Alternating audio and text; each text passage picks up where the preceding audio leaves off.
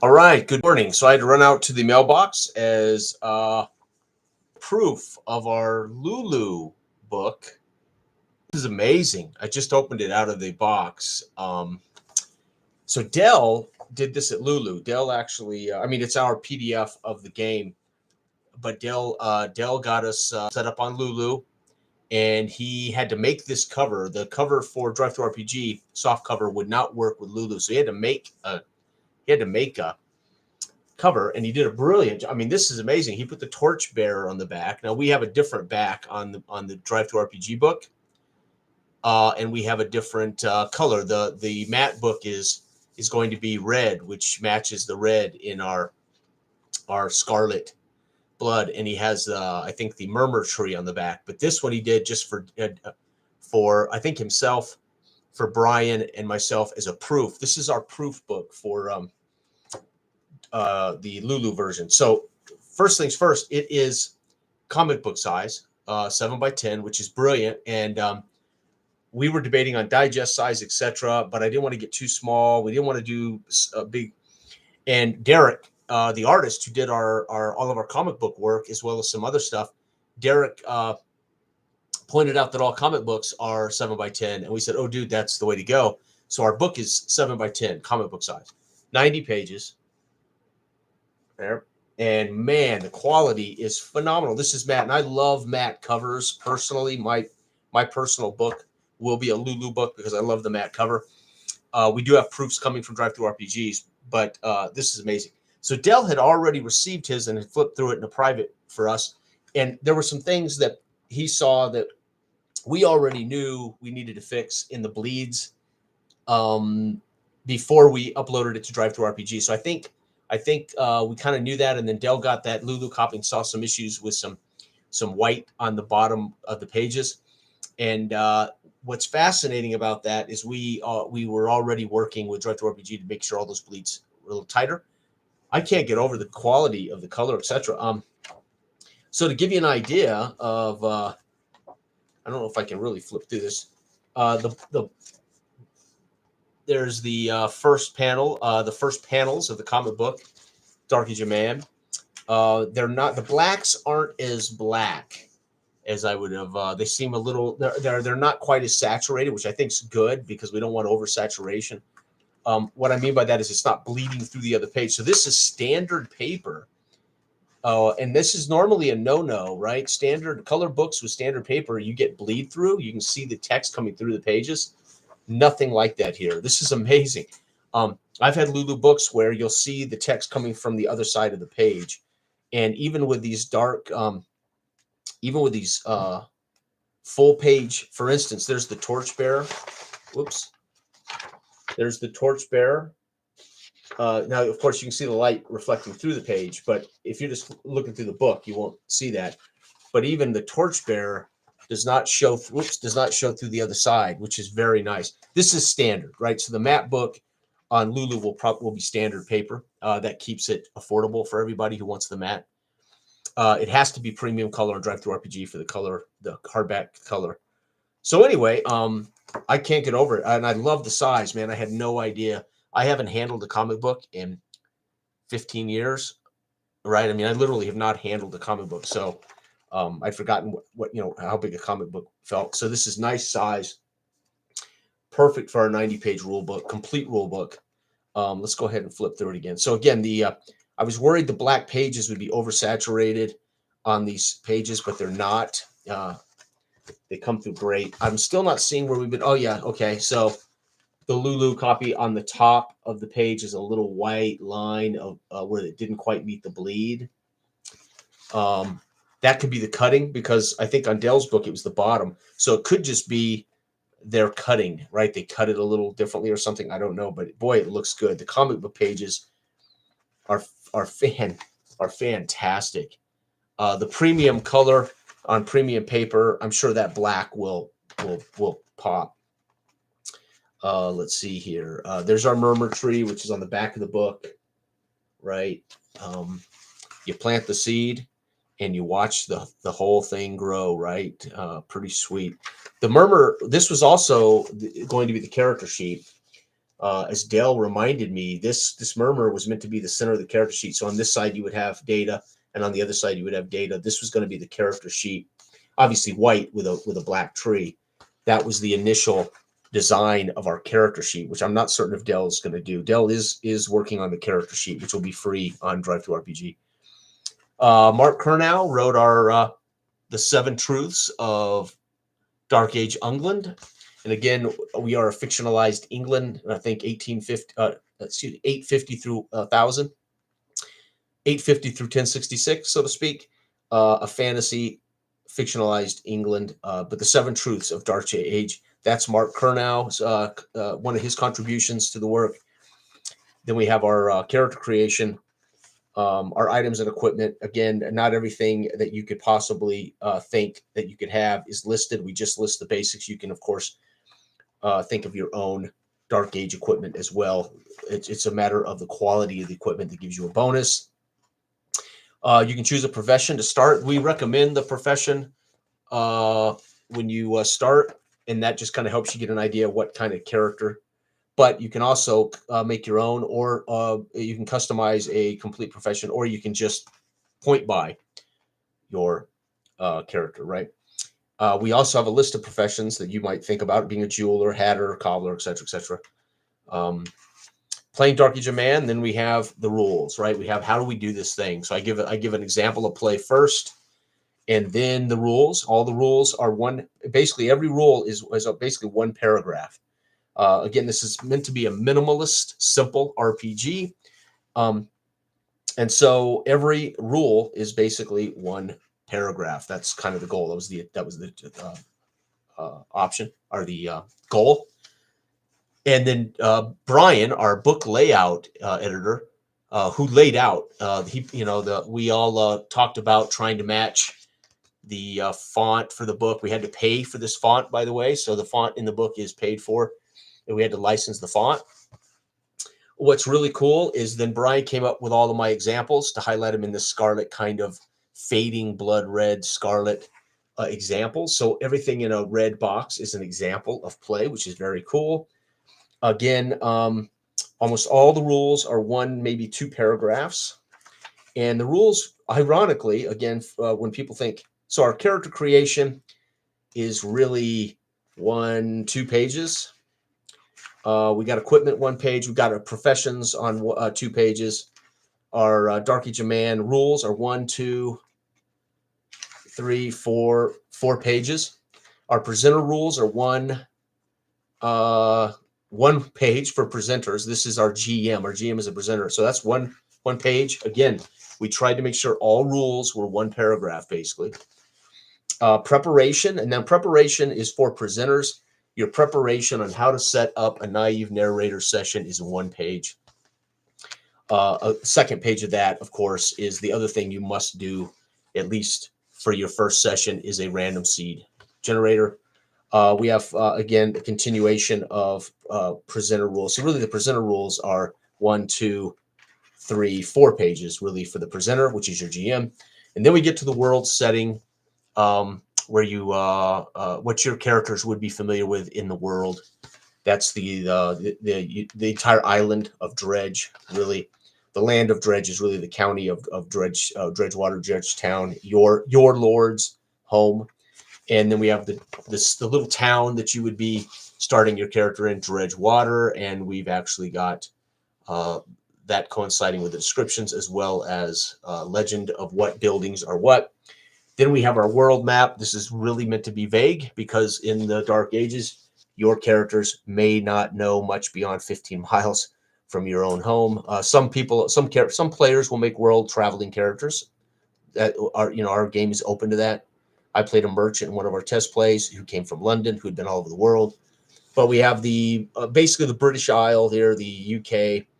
But we have fictionalized the kingdoms. There's the Ireland, which bleeds into England now.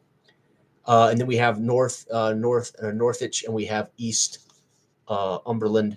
And then, of course, remember, there's lots of marches, lots of small kingdoms and small counties and fiefs. So you can imagine both these island countries loaded with little little kingdoms, little marches of kings and lords, etc.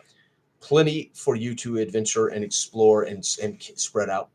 Then we have the description of England itself, with the main city, capital city in Eastumberland, London, with the king who resides there, the approximate size of the population, etc.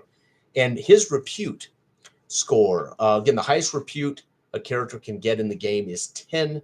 And we try to give a repute of these kings, or at least of these. So if you got to the end, or if your character gets to level 10, a repute 10, you are basically could become, in a way, a lord or a king, depending on this how your campaigns go, right?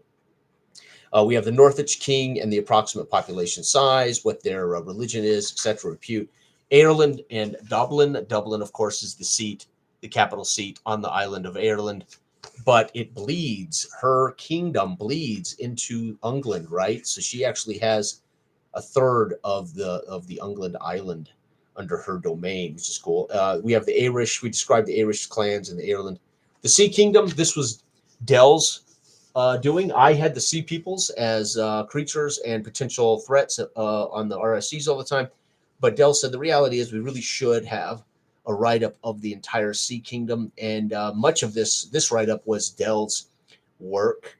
And I thought it was brilliant because we really should have a Sea Kingdom, because you could play Vikings, you could play Sea Peoples on your way to England, right? So very, very cool. And of course, we have the King of the Sea Peoples, Sea Kingdom, etc.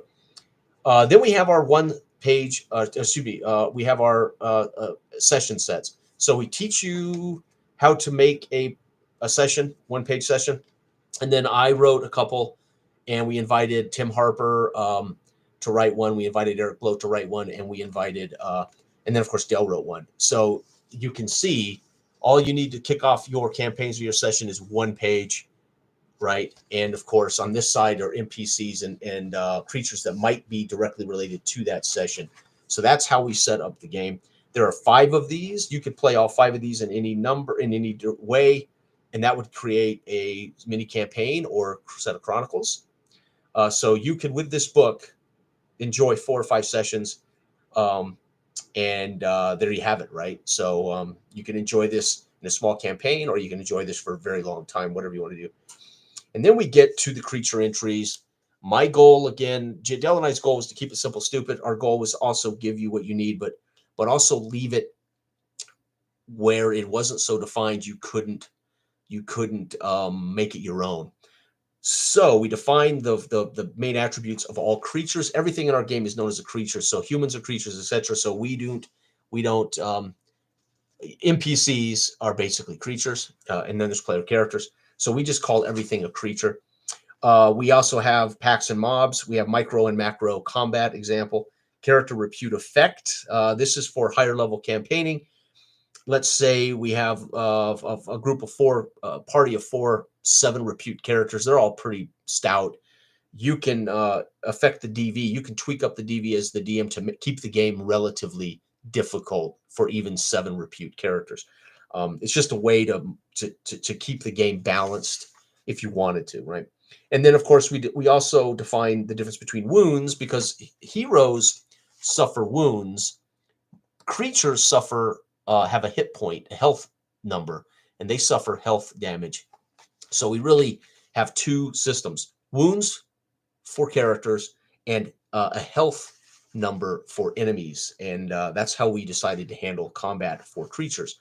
And it allows us to, well, you'll see when you play the game why that would matter. But and again, what we tried to do, or what I tried to do, I shouldn't say we, but as the Dell and I designing and creating, my goal with creatures was, again, to not define something as the only. So for instance, this is adventure and treasure hunter. It's a dual listing. So you run into another party of adventurers, or let's say treasure hunters. This would be their stat block and their basic description, and there you have it, right? So we have bear/big cat. You would say, oh, the bear is so different than the big cat. Well, make it.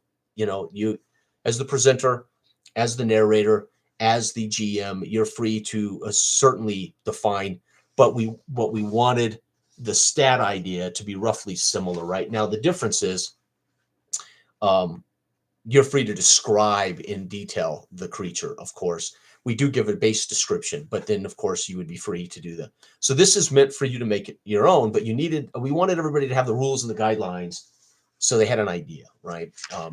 And I love the art, man. The art, Dell nailed this, man. Finding all the artists. We already knew Todd. We knew we wanted Todd involved. Todd plays with us. He runs us in games. We've known Todd for years. He found Derek and Robert and oh God, Dell actually has some art in here, right? So Dell just did a great job, and the artist banged it out, man. It's brilliant, and then Brian laid it out so perfectly, and I can't be more proud and more happy for the work that everybody put in and how hard they worked, and Brian just brilliant. So Brian, unfortunately, when we get ready to do Space Age of Man or some other project, Brian better be ready for another retainer. We'll probably want to retain Brian to help us again, as he did such an awesome job. But we'll see. Brian may not want to do this anymore. I don't know. I hope he does. Anyway, again, so you're going to see these double entries that might seem weird. Why would Bog Hag / Swamp Beast be in the same entry? Because again, we use a single roll. Player rolls everything, a D12 system, and so it puts them in a situational frame, right? And then of course they have a special attack that can come up on a critical failure by a character, and then a base description, again leaving it for you to detail. And then we have demon, ghoul, succubus, etc. Demon hound. I love this. Todd's succubus art is unbelievable. And Todd's art was better than this. He had great definition here in the female succubus breast and all, and I asked him to please black that out because we did not want it to have to put adult or X-rated on it. But ideally, it would have been great to have seen that original art. So Todd unfortunately had to bastardize his art for our book here, but incredible. And then we've got our dragon wyvern. It's crouched there among the tree, wrapped around a tree. It's brilliant. I think Robert's unbelievable. And then we have, of course, the again, more of Todd's brilliant work. The Spectre Wraith in the dungeon with the dungeon crawlers. I love Todd has this negative space stylized art, which is just fantastic. Todd also did the Dredgewater map in here as well. And then more of Robert's work with our giant spider, right? Spiders. And then we got basic stuff we didn't do art for: mercenaries, noble warriors, holy warriors, sea peoples, raiders, northmen, and scholars and priests, shopkeepers. We really didn't need art for human beings, right? We weren't going to waste a lot of our artists' time and energy on just drawing human beings.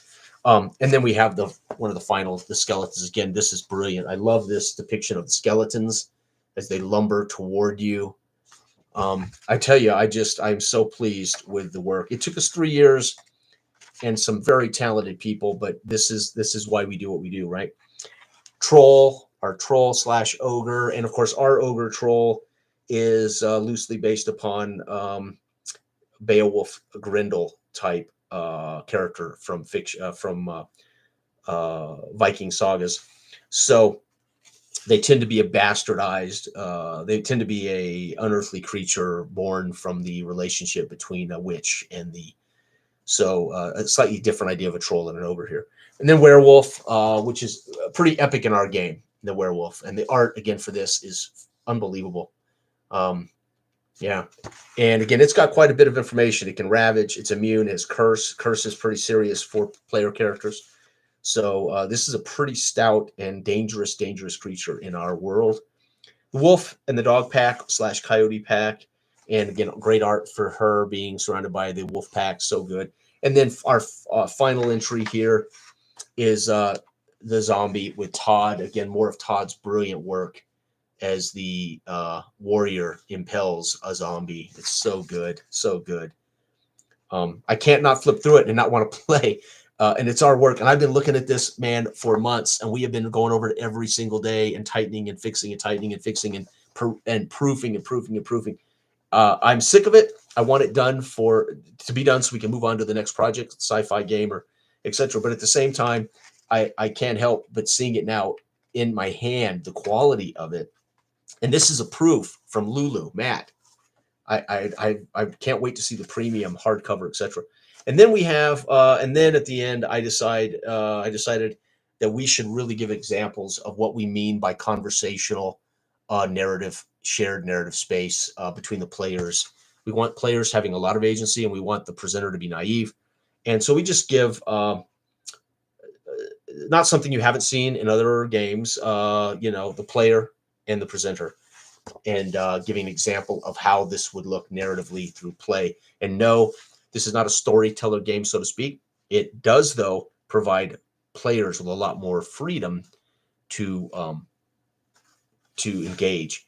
However, it doesn't allow players to create a truth, so to speak, if that makes sense. Hard to explain. It's they can't make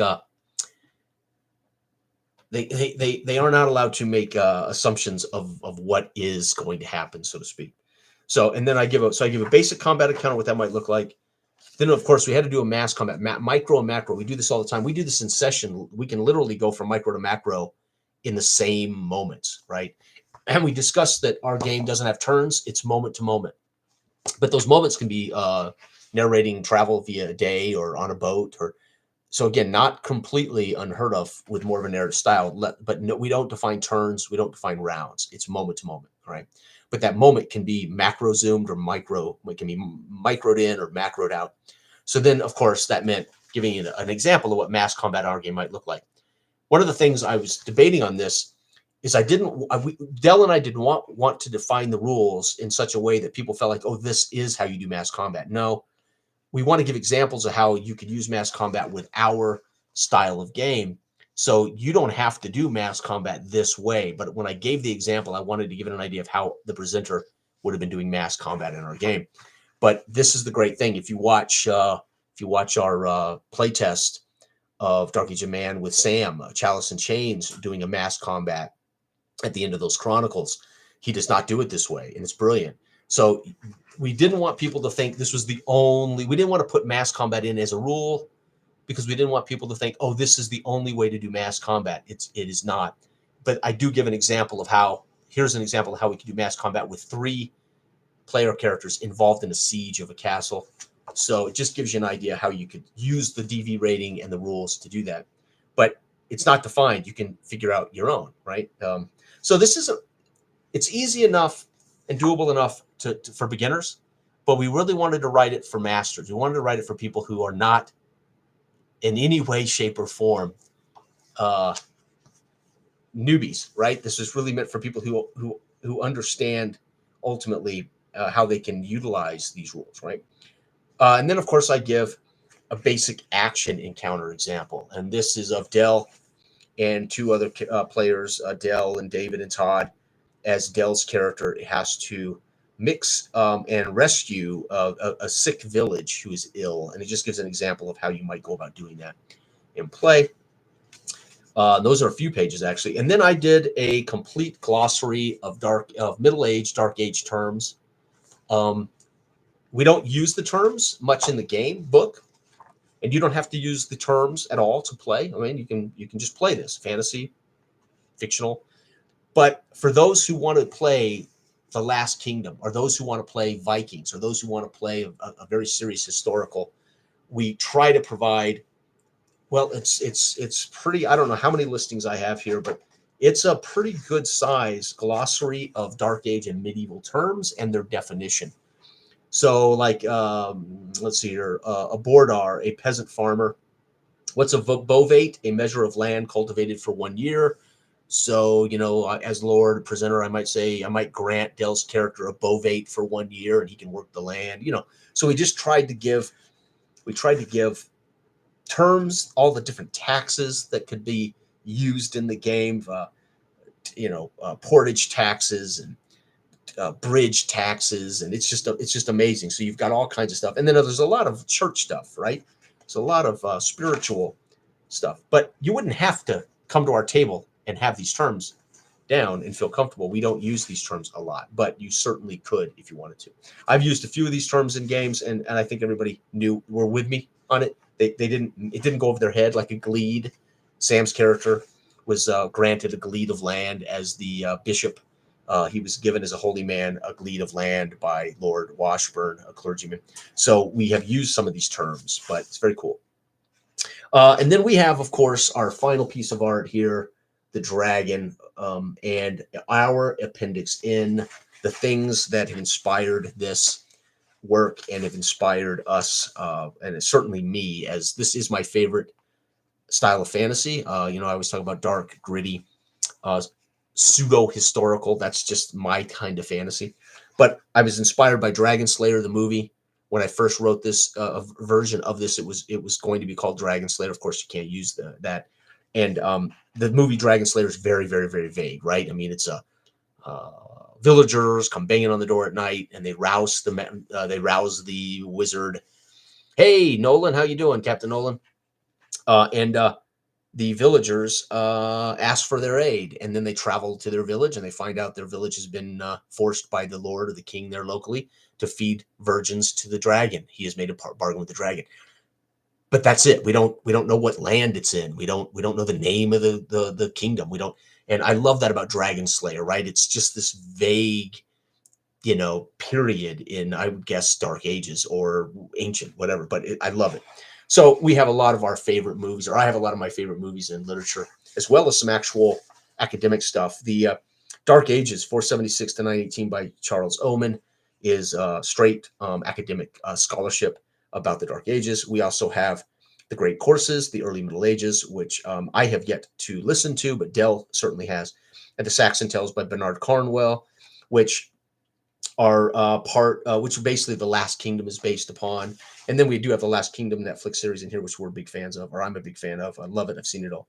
So anyway, pretty sweet. And then my thank yous to everybody I felt like I needed to thank, a complete page of my thank yous. And then Dell has a complete page of his thank yous to the community, friends, family, etc. And there it is, 7x10 comic book, literally comic book size. And I got to give Derek Hefner, our artist who did our comic book pages and some other stuff here, great credit up on this, because I would have never thought comic book size. I love it. It's just perfect. And he also did, and I'll show you some of the, Brian did a brilliant job also in finding public domain art that just fits beautifully. Dark Age, Middle Ages, public domain art. Where Brian found this stuff, I don't know, but it fits so well. And what's amazing is some of this public domain ancient art that Brian found actually remarkably fits well with not only the book and the age of the setting, the system timeline. I'm trying to find an example of. So this was public domain Middle Age art, right? Our trade goods. This is right, some stuff like that, and then we have a couple of pieces, the Sea Kingdom pieces and art. Right. But then we have Dell stuff, which it looks just like it. Dell did this work. And then this work was repinned by Derek. So Dell did the work, but then our professional artist, Derek, repinned it, re-inked it for the actual digital art. And then he added a few things like shading and a couple of things there that Dell didn't have. Dell didn't have all of that detail. But these are Dell's pieces, which ironically look a lot like some of the Middle Age art that we have from public domain. There you have it. That's Lulu, and I'm not finding any of the issues in this version. And remember, this is the first version. This was version 6.4.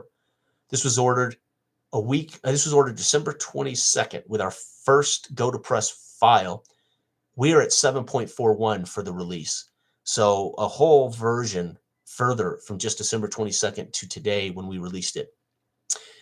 Mostly things that had to be tweaked for Drive-Thru-RPG's printing purposes, not the book itself, but printing. So some of the colors had to be tweaked, some of the bleeds had to be tweaked. And Dell got his in the mail a while back, and he saw some things on his hand. This one, I have just this one white stripe at the top of that page. And I'm not certain that Dell has that one. I think Dell's are on the bottom of the page. So that makes me think it was maybe it was printed off, or when they cut them, maybe. I don't know. I don't know how they do this printing. So maybe they don't print it that way. But none of the other comic book pages have it. So this is almost, I mean, we could almost make this the exact cell copy and be done. But we actually have version 7.41, a whole version further along, which also corrected a couple of things in our credits and a couple of things in the bleeds, etc. So I cannot wait to see the new Lulu matte version. And again, that is red. The book is, as you can see, here's black. That is going to be a scarlet red book, so it won't look like this. Anyway, though, that was our first proof, which Dell had already seen, so it gave us a clue as to some things we needed to also look at, and we got them done. I thought I would share it just so people know the quality is outstanding, and that's just a proof. So hope this bodes well for those interested in owning or collecting a actual physical copy of the game, right? I know a lot of people are digital. They don't need books. They use phones. They use laptops, etc. I'm a book guy, and I'm not a collector. I'm not a collector like I would say most gamers, hardcore role play gamers, or gamers or collectors. They collect board games. They collect role playing games. They play them or they'll collect them. One of the things Dell and I wanted to do was, even if people weren't that interested in our style, they weren't that interested in our rules, maybe our setting, maybe they're not Dark Ages people, we wanted to do something that was worthy of owning, right? We wanted to do something that people would enjoy, would want to collect. They would want to own it for the artwork, for the community of artists, for the comic book, a story, etc. And so hopefully we've achieved that. If not as a game you can't wait to play and it's your thing, the book would be something that you would like to own, to pick up, flip through, read. And it's our first foray, right? It's all we've, oh God, I've got people here. I'm sorry. Captain Nolan, I followed your old channel and loved your RPG reviews. I missed it when you deleted them all. Yeah, that channel was lost, right? I had lost that. I had the videos all backed up on a hard drive. I was going to re-upload them to my new channel, and that hard drive gone. So unfortunately, I lost everything. Vitality Murph, thanks for showcasing the game and the physical book. I keep an eye on Lulu and see when it's up for sale. Yeah, I think Dell is triggered it to go up for sale, the final copy. So it may show up on Lulu any day now. I'm not certain what that entails. I'm doing the drive-through RPG part. Dell's doing the Lulu part. And then next, we're going to submit it to Amazon and get it on Amazon. So we'll be able to get it there, too, if you don't want to get it on, you know. I think for shipping purposes, Amazon it'll be great for many people. Looking forward to getting my hands on the copy. Yeah, O'Neill, what's up, brother? Yeah, and you're in the credits here along with, I see Ivan is here. What's up, Ivan? Ivan was a playtester. Ivan's in the credits along with you, O'Neill. So you guys were part of this. I love it. Vitality Mirth has retracted. Okay, no sweat. Yeah, what's up, Ivan? I hope you guys can dig it and appreciate it. I don't know if it's your style of gaming, but it certainly it is built for in character as character play, right? And we had a goal: keep all the rules within one paragraph, leave it open for GMs to interpret kind of how they want to present the game, and players and how they can go after it. So I appreciate that, Ivan, for buying the PDF today, brother. I really do. Thank you for supporting us. Captain Nolan, I look forward to getting the Dark Age of Man physical copy when we have a chance. Take a look at the Trying Blades, a retro RPG that I edited. Sweet. Okay. Crying Blades. Let me write that down. Crying Blades on Lulu. Crying Blades. Okay, that sounds sweet. The Crying Blades. Okay, I'll look for that. And Drive Through RPG. Okay. I followed your previous channel several years ago. I liked your RPG. Yeah, thank you. Everybody who's followed me for the 12 years I've been on YouTube, since 2008, 2010, you know that I've bought a lot, especially OSRs, and I never met an OSR I didn't like. I really have never bought a book that I didn't like. I certainly am a positive guy about the hobby and the industry, and I certainly was generally positive about all my reviews. I tried to be honest about them, but I tended to be excited about it, right? So I'm certainly going to be excited about it. Ivan, looking forward to playing it. Yes. Oh, all right. I would love to watch you or run us, Dell and I, or whatever. But I would certainly love to see you run this, my friend. You being an old school OSR guy, our early days together playing it. This is designed for us to have some of that freedom, right? For some of that ability. The difference is trying to be naive enough to allow the players a little more. And I explained this to Dell in our first session of our Lamentations of Flame Princess, Ivan, if you'll remember.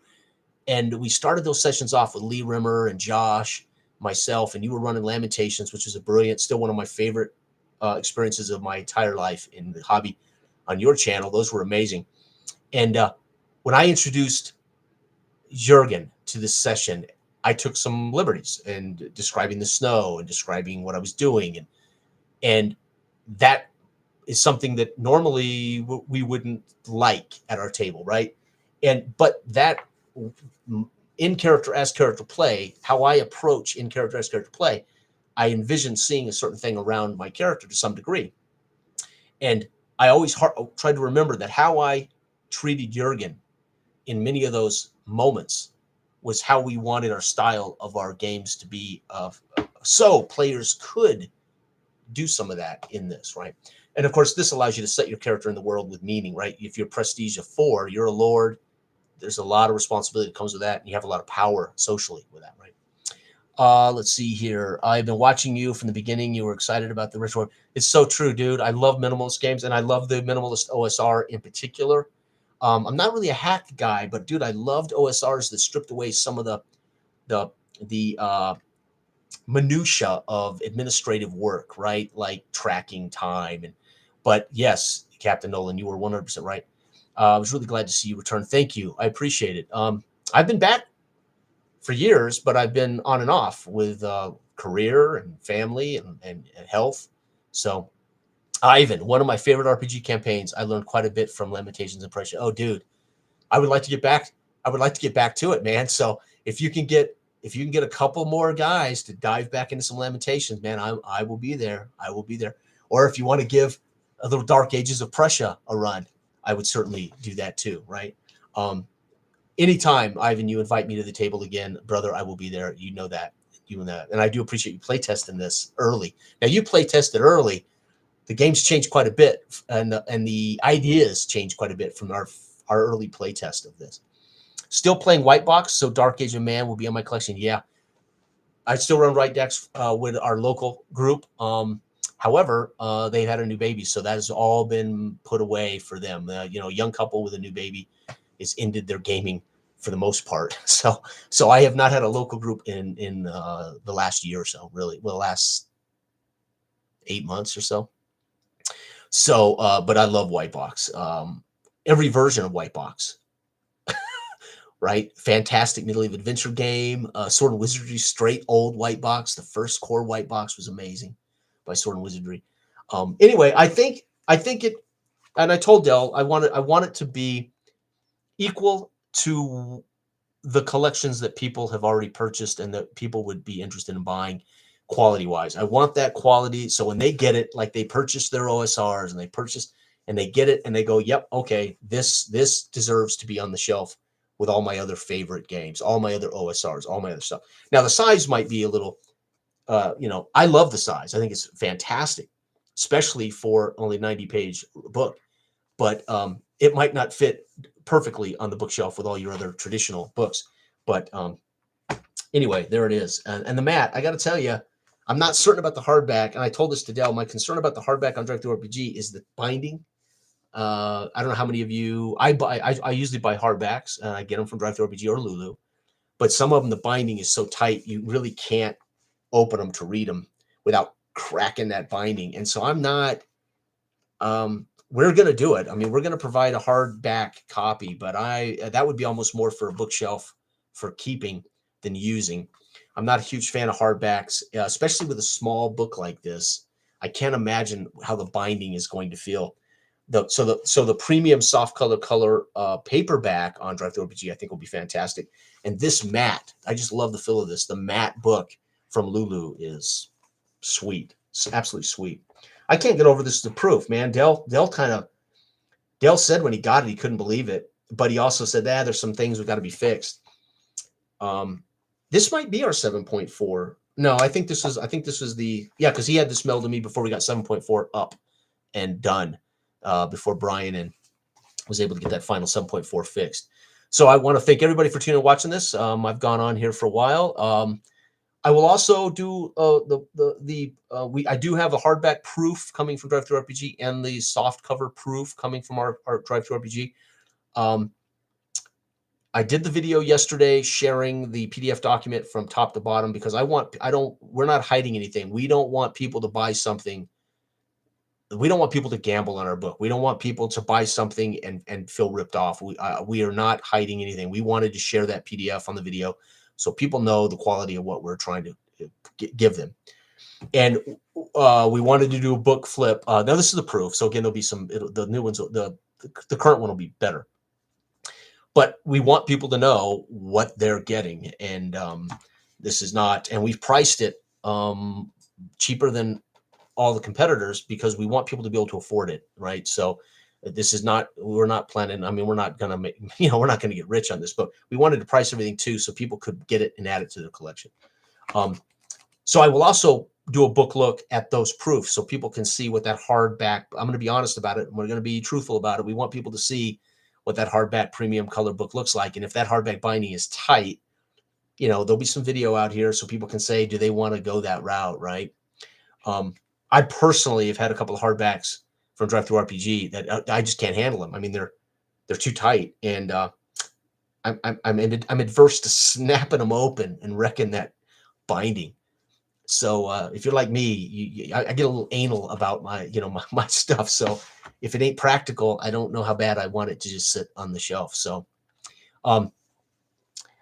still playing White Box. Yeah. Okay. I always enjoyed your wife's artwork in the background as well. Thank you, brother. Yes. There's some of her work, and there's some of her work. She's got a whole lot. So we do not have a photograph of us together as a couple. That we've had for the last 20 years. I mean, we have something from like 20 years ago. We have no family photos around our house. Our entire home is decorated with my wife's artwork. What artwork is not in the gallery, and what artwork is not in the Montrose Art Center. So she's got artwork in the gallery and art in the Montrose Art Center, but the rest of our walls are just my wife's artwork. And of course, that tablet, which has been there for years, obviously I'm not using. That was going to be for some tabletop gaming. I thought I'd need that for grid combat, but it's just been hanging on the wall there. But the point is, thank you. I appreciate that. And I'll to let her know. Thank you very much. Yes. Oh, yeah, she sure does. Yeah. All of it is original landscaped fine art oil painting. She doesn't do anything else. No prints, no watercolor, no pastels. It's all fine oil landscape art. That's all she does. And a lot of it is now gallery wrapped. So you don't need a frame. So she's been doing a lot of gallery wrapped stuff. So you don't need to buy a frame. And she paints around the gallery wrap, so you can hang it on the wall, and it's painted all the way around the edges. So it's very cool. So I'll tell her, thank you. Does she have a website? She does not, and we've talked about that. She's not on Facebook. She's not on a website. And we need to get her where people outside of Telluride and our hometown here could see. We really do need to. So. And as soon as she does, I will let everyone know who might be interested in her art. So, okay, 45 minutes, guys. I didn't mean for it to go this long, but I appreciate everybody tuning in and saying hello. And there it is. Again, we are being completely transparent about our book and our game. And hopefully that'll at least give people an idea whether they're remotely interested in it or whether they have zero interest in it, or whether at least they know what they're going to get when they invest in it, and hopefully they'll enjoy it as a game. Ideally, I'd want you to enjoy it as a game, but you might just enjoy it as a book for your collection. All right, thank you, everybody. I appreciate it, and thank you, Ivan, for checking in, brother. And we do need to work out a time where we can get some playing in together, right? I'd love to get a little D20 going with Jose, Eloy, myself. That would be Dell if you wanted. It would be cool to do a little old school D20 with you, Ivan, running us and some stuff. Thanks for doing the video. Thank you, Captain Nolan, for supporting me from way back. I appreciate it. All right, guys, have a good one, everybody. Good day.